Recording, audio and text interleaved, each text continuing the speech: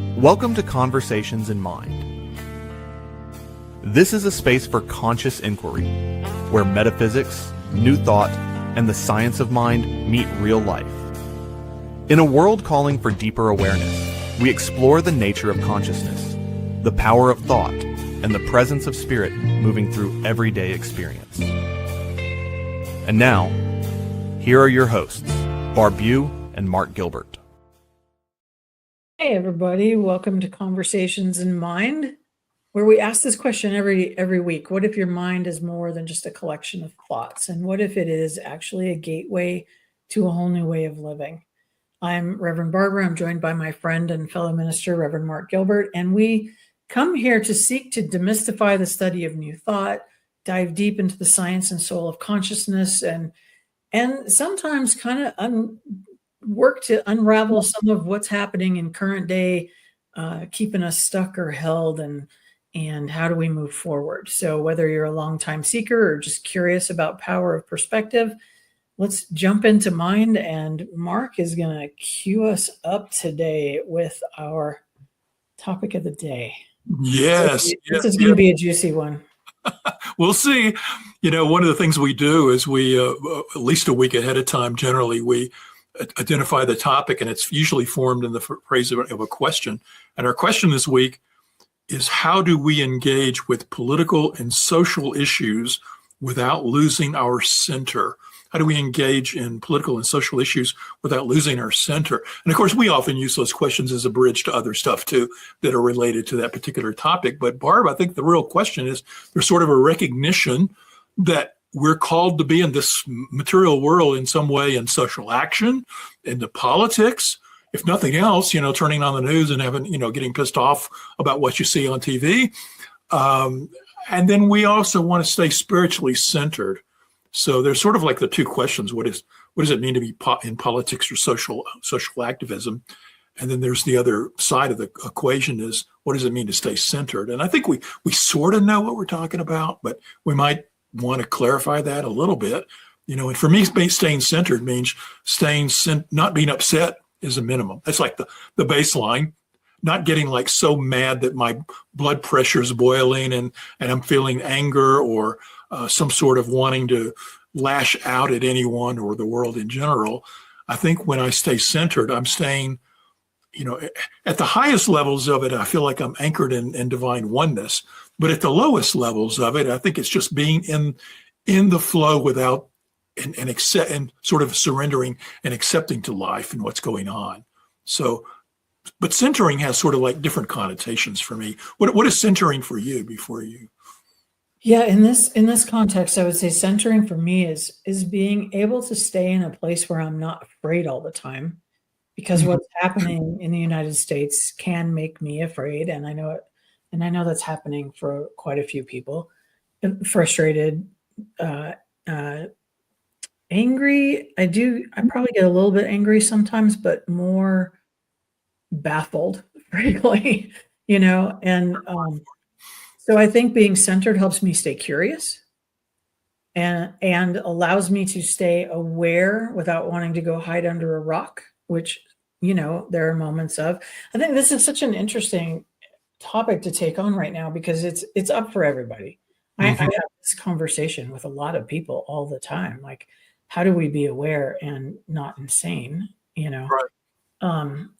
So for me, centered is still breathing. And still actually for me also, and I've talked about this in a number of our episodes, staying focused on the possibilities beyond the wall of this mess. Like if I can stay in a place of trying to understand history and to bring long timelines to what's happening now and project out a vision of a world that works, then I can sometimes see how all this chaos moves us to that place. Yeah. So really, for me, staying centered is also staying anchored in that idea that we are becoming better humans. Yeah. Yeah. I like how you're describing that. You know, what was coming up for me while you were saying that is there's sort of a spectrum of ways in which we can stay centered.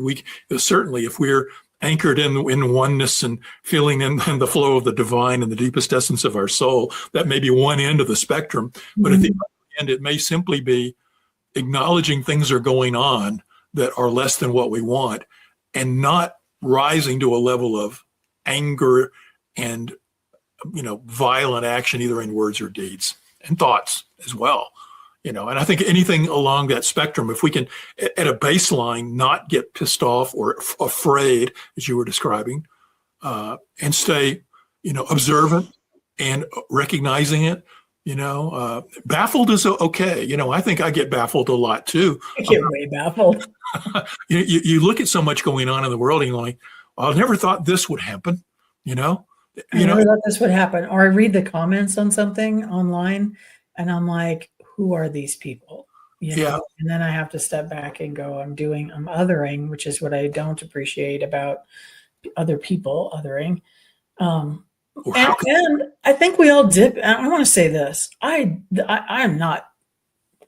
am speaking to this from a place of like, I would love to be this way all the time. And I am not, I don't know anybody that is. Maybe you are. I don't know. We haven't talked about this ahead of time, but I have moments of like, I just want to leave the country, or moments of buying extra rice and beans, just in case the whole thing blows up. Like moments of, should I own a gun? Like all the people that I disagree with, and I have to go through those conversations and ask myself, what is my motivation about that? And is my motivation and reaction to fear? Then no, I should not, but we all I think we are all dipping in and out of a lot of things right now. And so, yeah, I think, I agree with you. We can bounce into this spectrum that I'm talking about of being centered, having, not getting angry and upset to feeling the state of oneness and bliss, and anything in between that. But on the other flip side of it is acknowledging that there are going to be times and things that we buy into this world and what's going on, and we get upset, or we wonder how people can act or think the way they do. Right. And we get upset about it. We have an emotional reaction to it. So we can become uncentered in that moment. And I think we flip between centered and uncentered. And I think the question really gets at, how can we move more and not beat ourselves up when we fail to stay centered, and acknowledge that it's challenging times and there are going to be those things that are get us uncentered. But how can we move us into a state of being centered more frequently? It's like building any kind of spiritual muscle. You got to practice it and build at it. You get off, the wagon, so to speak, and you got to get back on. Yeah. Yeah. And I think part of it has been experiencing so much of it over the last couple of years that you start to recognize it when it's coming on. It's like any other thing that we try to change in our brain, right? Like, yeah. We start to see it sooner so that we can take a breath sooner in the process, and hopefully alleviate some of that, some of the extremes. But it also is a spiritual practice, I would say, to try to remain in that place about it, and to try to remember more, try to remember that on the other side of this, I have to believe on the other side of this is something better. Yeah. I agree with you on that. To come back to our question though for a moment, there's the other side of the question is the political, how do we interact with political and social issues? And I think that's also sort of a spectrum too of, watching the news as an interaction, reading the newspapers an interaction. And there are lower levels of not being engaged directly with other people in the same time and space, but you're interacting with media, and so that you can throw shoes in your room and that kind of thing, but you're not doing anything that overly negative, to working up towards maybe reacting online, to maybe going out and being part of a political meeting, or going out to rallies, or going out and finding the cause that's important for you and getting heavily involved with it, with whatever way is open. So there's actually a sort of a range of involvement levels as well in social activism and political issues, from the informing to actually being in service or in the world. Yes. And quiet things and loud things and all that stuff. And I think I think that's just such an individual, personal decision, right? And for me, what I realize is like I want to take action, but I want to take action from a place of care and love and vision, and not be in action in anger. Because I feel like we get a whole bunch of us together who are in reaction to what's happening, and we're all angry. Then we're creating the same energy field that's been happening for the last several years from what I would call the other side of this political spectrum that I live on. And so I don't want to be creating another ball of anger. Right. I want to be creating a ball of solutions and a ball of care and care, appreciation, gratitude, compassion, right? All those, that whole heart thing, the heart mind reset thing, like let's be in groups doing that. And joy, frankly, like my favorite phrase right now is joy is resistance, So for us to continue to not buy into the fear and anger that we're trying to be baited with, which I feel like is a bait, there's baiting going on online on all sides of the spectrum. That's not just progressives being baited. I think that the far right is also being baited extensively, and so to not give into that feels like a political action in and of itself. Yeah. Yeah. A minute ago, you used the phrase seeing this as a spiritual practice, which resonates with me, and I would be curious, as you look at how we remain centered in the world, how can we view this and act in a manner that we treat it consciously as a social or as a spiritual practice, rather?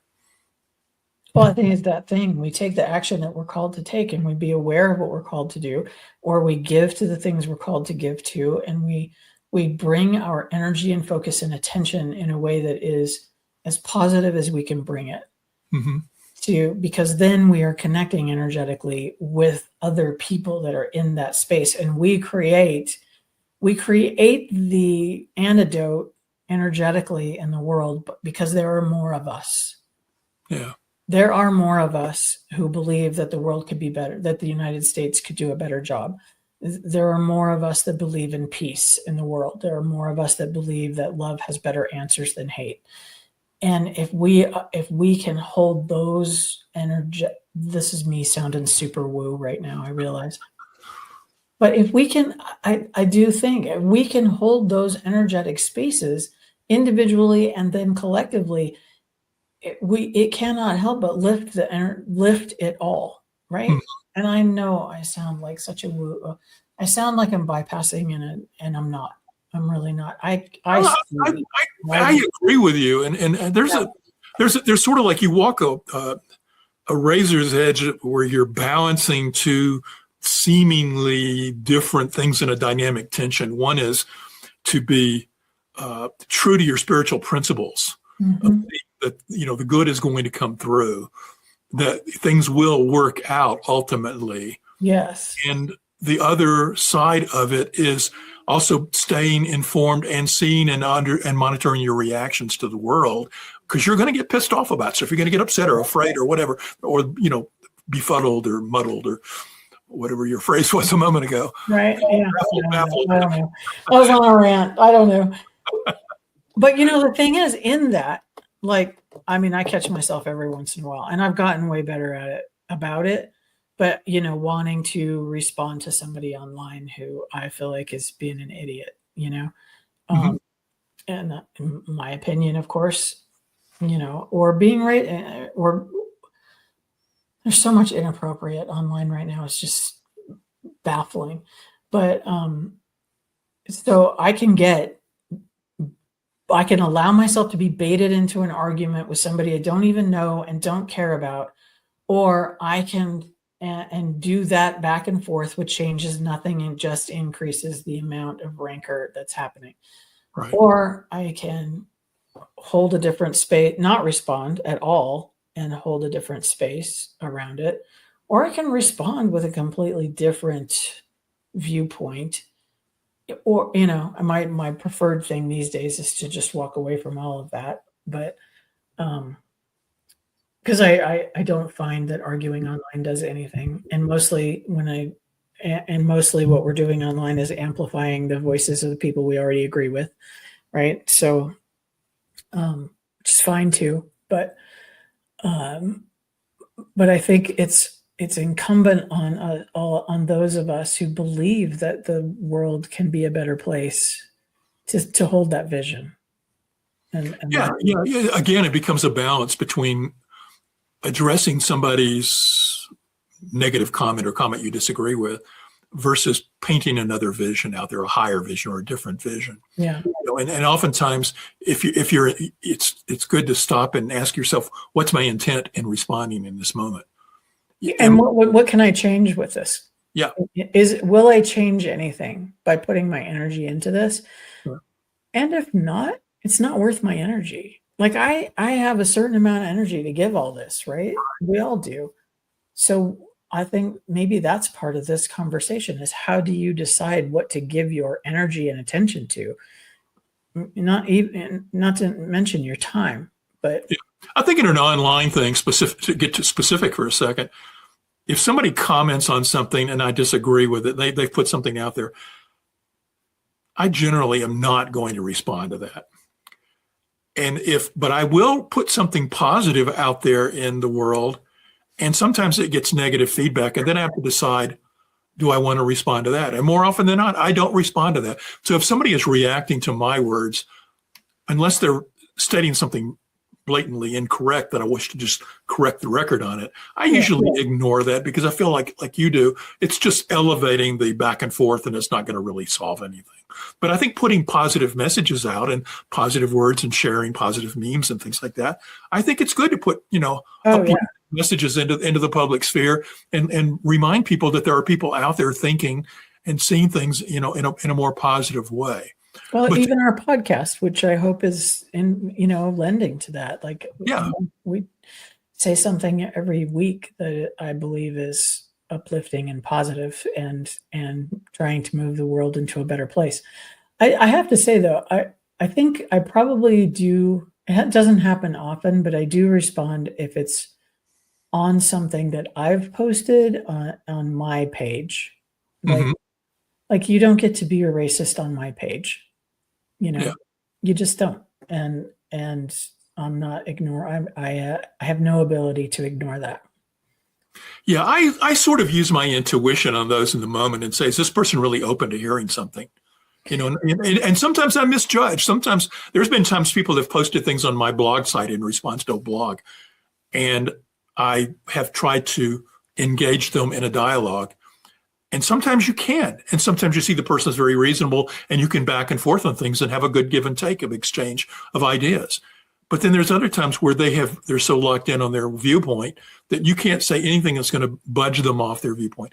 And as soon as I recognize that, I disengage because I know that's where they are and it's wasting my energy and time. But, you had a broader question a moment ago I want to come back to. And that was the fact that, how do we make a decision? How do we discern which things to act on or not? And to me, that's sort of like it's a variation on the serenity prayer that, Lord grant me, I'm going to paraphrase it, Lord grant me the serenity to accept the things I cannot change. Yeah. The wisdom. The wisdom to change the things I can. The courage to change the things I can. And the wisdom to know the difference. Yes, then there's that, right? Yeah. And I think so much I have to look at the world like that.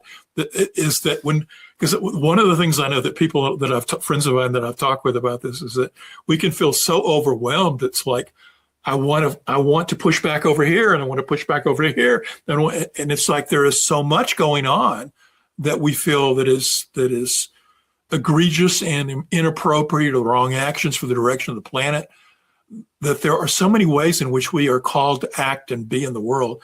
And we can't do it all. It's almost like it's overwhelming us. And I think it's those kinds of things when we're feeling somewhat of a high degree of overwhelming that we have to say, well, what's ours to do and be in this moment? Yeah. And I think that's a recognition. To me, that's a recognition that you can't do everything.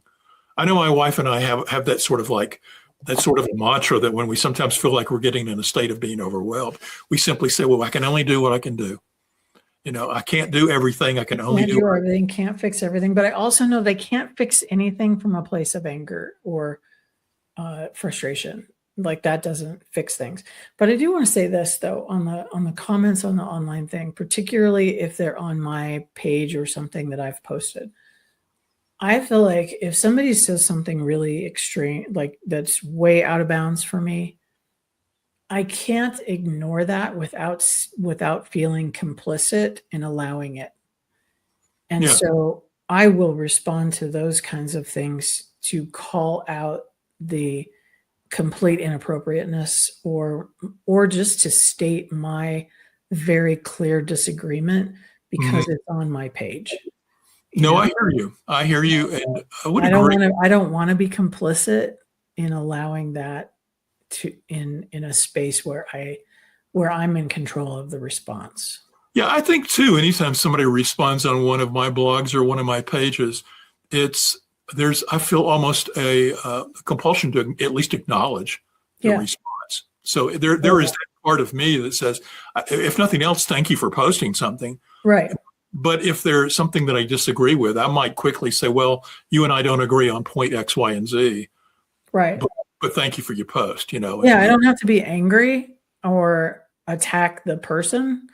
I don't attack the person, but I will respond to the idea. And if it's something that's really out of bounds, then I will call it out as completely inappropriate on my page. You know what would be completely appropriate at this point in time, though? Yes, I do. For us to invite people, first of all, to please send us your comments, post your comments or your thumbs ups about our work. We do try to respond, and we are always open to ideas about what our next show would be. And please support the New Thought Media Network. We hope you're enjoying Conversations in Mind. This program is made possible by the New Thought Media Network, a nonprofit that's supporting conscious, spiritual media. If you'd like to support this work, just scan the QR code to make a donation. It lets the network know you like this show and helps them to continue bringing you this type of content. You can also go to ntmedia.org and click on Donate. Thank you for being part of the conversation. Now, back to the show. So if you missed the QR code, please feel free to scroll back and shoot $1, $10, whatever, any small amount helps the New Thought Media Network and lets them know that you got this QR code through this program. And again, your comments are welcome. So I have one for you though, because this is where I get jammed up in all of this stuff, particularly in the online thing. So, I would say the majority of the ministers that I know, the New Thought folks that I know, are pretty progressive and are fairly horrified by what's been going on and concerned about what's going on and feel like we're, moving backwards in 1,000 different ways. There are a few who live on the opposite end of that spectrum and who will get online and make comments. And I really have a hard time not pushing back harder and being extremely disappointed in spiritual people who are not awake about what's going on. How are you doing with that? Or has that shown up for you? Yeah, it really showed up for me when I worked at home office, of course, and during COVID. But now it just happened, and a lot of those people I just don't engage with anymore. So it makes my life better. But it's harder for me when it's the spiritual folks. I hear you on this, and I know that my reactions initially were surprise when I saw people. It's like, because so many things from at least the right now in our country seem to be not in alignment with New Thought principles, in my opinion.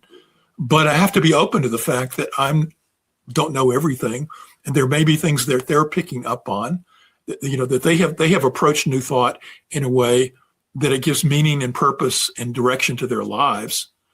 And yet they look at their life and their worldview of the world is different in this area of how it plays out in the world of politics and social activism.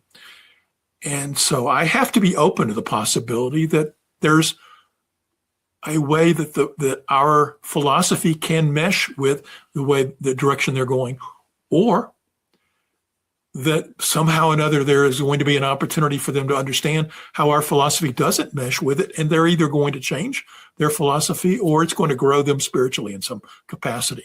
I have to look at the perfection in it, I guess is what I'm trying to say, and that there is something going on that I may not understand it in my conscious mind because it seems to be so opposites. Mm-hmm. That it's hard for me and my humanness to reconcile that.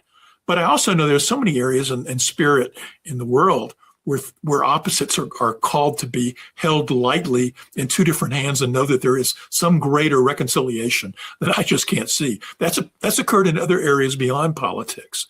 So I have to say, maybe that's what's occurring here too. And I guess to get to the major point is that for me, when you were saying that, I thought more in terms of like relatives and close friends who are different from me politically. And I know that at the essence, I love that person. I love who they are. I love their very existence. And although I am disagreeing with them in how they have absorbed and interpreted life to the point that they're making decisions and stating political decisions and opinions that are different from mine in this moment, that I have to still stay anchored in the oneness and the love towards them. So it's a matter of divorcing the person from their actions and statements. And I can do it, and it's easier probably for me to do it in family members because I probably have more of a personal involvement of care and concern for them. Yeah. And I can overlook the political stuff because I know I'm anchored in that. And I know that they don't have the same worldview or spirituality as I. Yeah. But I see people who have similar spiritual beliefs to me who are reacting differently in the political sphere. I have to still anchor in the truth of their oneness and know that this is all serving some greater, higher purpose that maybe I just can't see in this moment. But I can still love the person for who they are as a spiritual being. And that's true for anybody. Now, the problem is, of course, it's easy to say those words. And sometimes in the moment, and this gets to that centering question, when that person is stating their opinion and you see and you have that visceral emotional reaction to that opinion, it's very hard to get to that space of seeing the person's spiritual essence in that moment. And I think that really calls us to some really deep spiritual practices, Barb. It calls us to move into a state of witness consciousness or seeing beyond the person's form and seeing their essence. And that's not always an easy thing to do. Well, and also reconciling the fact that I can maybe love their spiritual essence, but I don't have to like them as a person. Yeah. It's just like when different, and there is a difference there. Somebody's making a wrong decision. I don't have to agree with somebody to see their spiritual Right. essence. Yeah. Yeah. I don't know. You're sounding like a much better human than I feel like often when I really get disappointed in our colleagues who are not willing to look at what they're spouting off and how it impacts people, because for me, what's happening politically impacts people. It impacts me as a lesbian person right now. Like there's more fear and concern about the future in the United States than I've had since I was probably 30 years old, right? And that's happening for a lot of people who are not heteronormative and Christian. And the fact that we have people who aren't willing to acknowledge that, or they're stuck on one part of what they like about something, so they're willing to ignore how it impacts actual people and all the other things. I find it's very frustrating. It's harder for me. I have to say it's hard. It gets personal somehow, and that's my work to work harder at finding the spiritual essence. And in the meantime, mostly I just block it. But it's very commendable that you see that and know that's something that you can work on, because it's real easy to simply say, I'm this spiritual being who sees oneness and loves and everybody, but I'm going to get pissed off at them, these people over here, whoever those them are. Yeah. And when we do that, there's the old saying that when you point at somebody, you got all the things pointing back at yourself. And, which gets to the fact that this is a spiritual practice. Doing what we're talking about is really a spiritual practice, and it calls us to some deep work. And I know that, I think it's when in some prior episode, I mentioned that whenever I try to get mad, my wife will wait a little while. Whenever I just get pissed off about something, she waits a little while and she'll say, well, what was that all about? What was the underlying issue about that? And I can point at surface stuff. I can point at, oh, they believe this politically, or they're acting this, or but I have to also come back and say, well, what is it in me that can't accept the truth of their being, that I have to be angry about that? Well, I mean, I think it's that holding the holding two truths at once, right? There's a bunch of white supremacists marching around Washington, D.C. this weekend. I do not appreciate that at all. Like, I want to know who they are. I want them to get fired from their jobs. I want a lot of things to happen to them. Can I find their spiritual essence? Not today. Yeah. And maybe I can. Maybe I could see like how they got there if I wanted to get their life story. But honestly, I don't find in this day and age that anyone has a life story that justifies that in any way, shape, or form. So I think that we can have lines.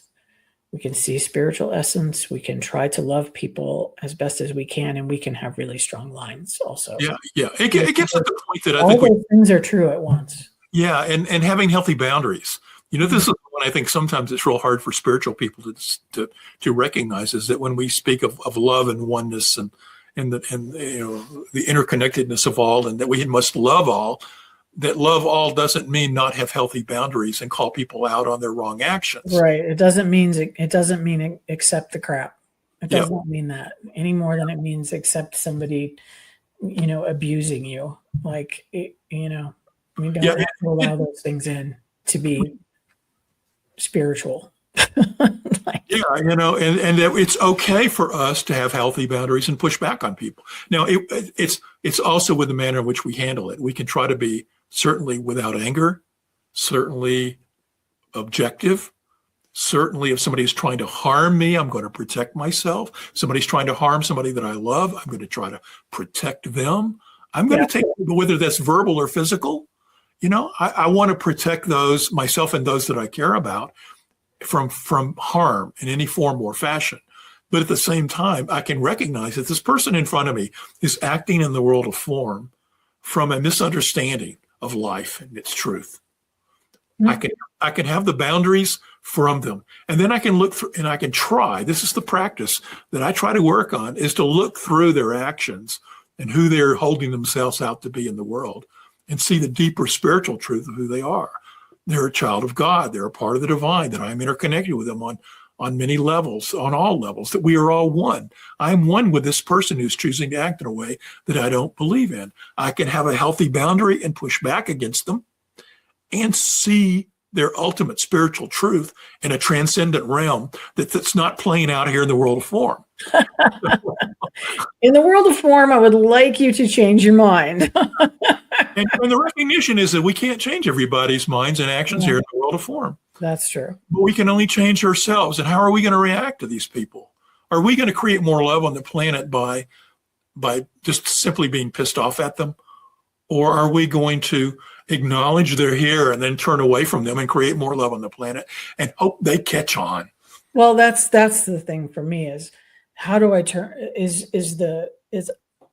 while I might not be able to find a whole lot of love for them, especially in the physical form, I can turn away and find love for the people that they are against, and find ways to show love, greater love, to the people that they are trying to take love from, and to be a counterweight to that weight.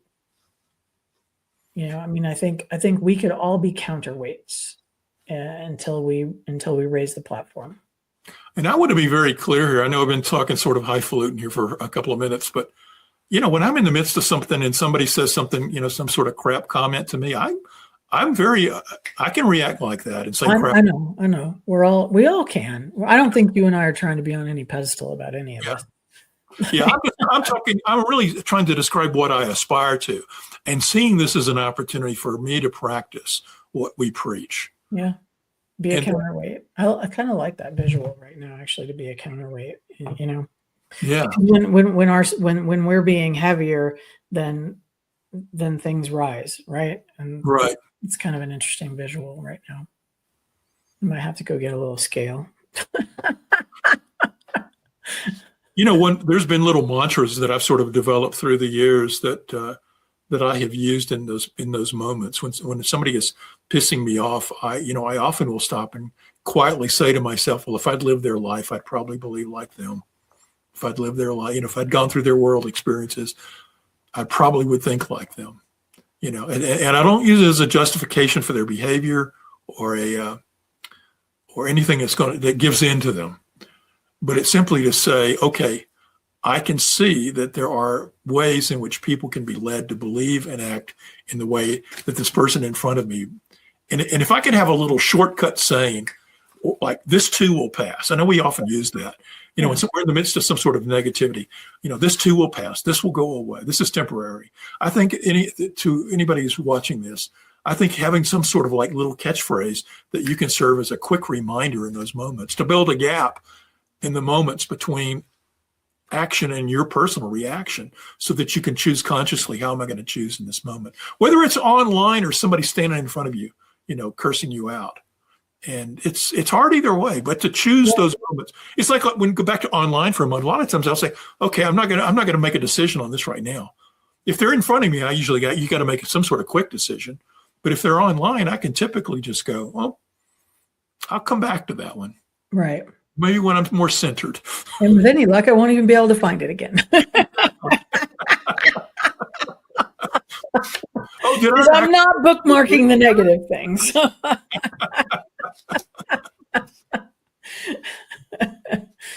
Yeah. So I love your, I guess if we're going to probably begin to wrap, I love your consistent come back to spiritual essence as a practice, like what's the essence of the human, or what's the essence of the person, what's the essence of the universe, what is the essence of all of it? And to me, love is the essence of all of it. And if I can come back to that in some way, shape, or form, I can still turn my back and add love someplace else. Yeah. And there's that's a good visual. tendency, Barb, for us to take things personally. Like when somebody makes a statement that's contrary to what we believe, we tend to see it as a personal affront to ourselves. And one of the important spiritual practices for me is to not take things so friggin' personally. Yeah. And I think my difficulty with spiritual people / other ministers who is that I feel like it reflects on all of ministry and all of us, and I take it personally for all of us in a way. And hopefully the majority of people, see past that now and recognize that we're all really individuals with our own, we have this core set of beliefs that we share, but we're all very individual in how we apply them and to the level that we apply them and how we look at the world. And I would say hold yourself lightly when you screw up, because we're all going to do that. We're all going to push back. We're all going to say crap. We're all going to get in arguments. We're all going to, be human in those moments. Yep. And then when you get for the little time and distance, I'd call us to, well, how could I have responded better in that moment? How did that get to me? Yeah. Yeah. Yeah. That's often what has happened in having arguments online for me is like, okay, that was a useless exercise and a very useless absorption of my energy and my mental energy and my time, and to not get caught in that, it's just generally not worth it. But what is worth it is to keep coming back to center and back to center and back to center, right? Like, yeah. How do we create the world that we want? Is it by putting more divisiveness and hate and violence, whether it's verbal or physical, into the world? Or is it by building more love, going to that heart like you were talking about earlier?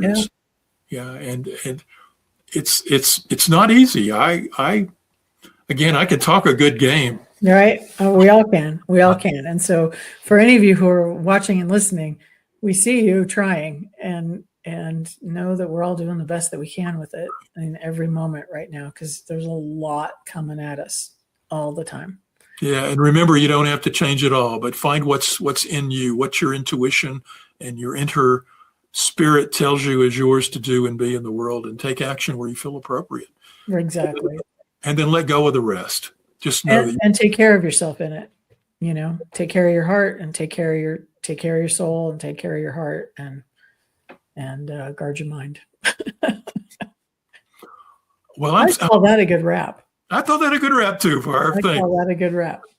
All right. Thanks everybody for watching. Be sure to comment. Let us know what you think. And if you've got a practice that you employ to stay centered in those moments that challenge you, feel free to share that in any comment. Yeah, we'll pass them on, because we could all use a little help in that for sure. But all right. Otherwise, have a beautiful week.